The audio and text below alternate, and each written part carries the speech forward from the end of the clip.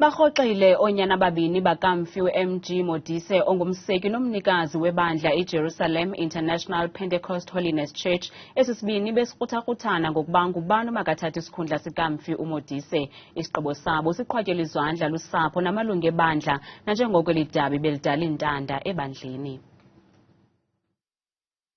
Emva kokusweleka komthanjiso wenkosi uba uModise nongumnikazi webandla International International Pentecost Holinesss, oonyana bakhe abathathu bayarharamelana ngenxa yelifa, oku kukhokhelele ekubeni umntu ngamnye kubo avule elakhe ibandla. Ibhunga lebandla abantwana abathathu bakaba uModise barhoxile kwidabi lokufuna ukuthabatha isikhundla. The two Modise brothers, being that it's Tshepiso Samuel Modise and Tate Leonard Frederick Modise, have on Tuesday, the 4th of July 2023, taken a decision to withdraw the succession matter before the High Court. Omnye unyana otyhola ngelithi ungunyana wegazi kaba uModise ongene ezihlangwini zikayise ukruthakuthana nomntakwabo. Izityholo zethu uyabandakanyeka kulwaphulo-mthetho yaye usebenzisa isazisi somgunyathi sesinye sezityholo zolwaphulo-mthetho.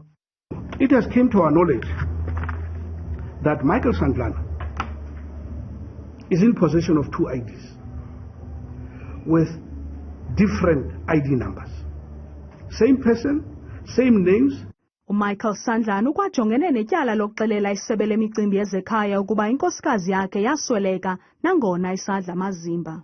His wife alleges that he was puzzled when we wanted to do a transaction in the bank, and the transaction was declined on the basis that she is deceased.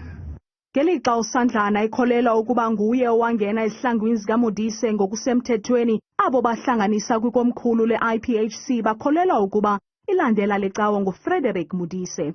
Kwiindaba zethu oziphathelwa iNewsroom Africa, ndinguZola Sholwana eZubukom.